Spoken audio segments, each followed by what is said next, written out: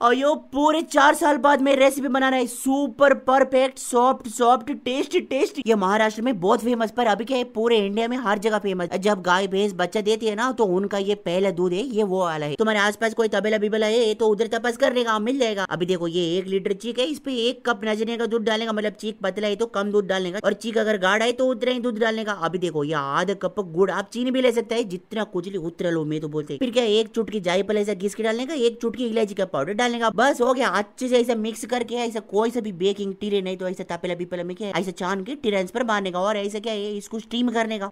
वो इडली स्टीमर में भी कर सकते हैं, नहीं तो ऐसा कढ़ाई में करने का, हाई फ्लेम पे कम से कम आधा घंटा ऐसा स्टीम करने का। फिर इसको पूरा ठंडा करने का। आप इसको फ्रिज में रखेगा ना तो और अच्छा लगेगा, ठंडा ठंडा ठंडा ठंडा ठंडा लगेगा। अयो रूम बना ला, टेस्टी टेस्टी। बाकी क्या है वो ठेले वाले भी बेचते हैं, पर उसमें क्या है थोड़ा ऐसा मिलावट वाला होता है। मेरे को मालूम तो नहीं, पर ऐसा सुना है कि केमिकल बेमिकल डालते हैं, पर ऐसा आप लोग घर पे बनाओ, ताजा ताजा खाओ।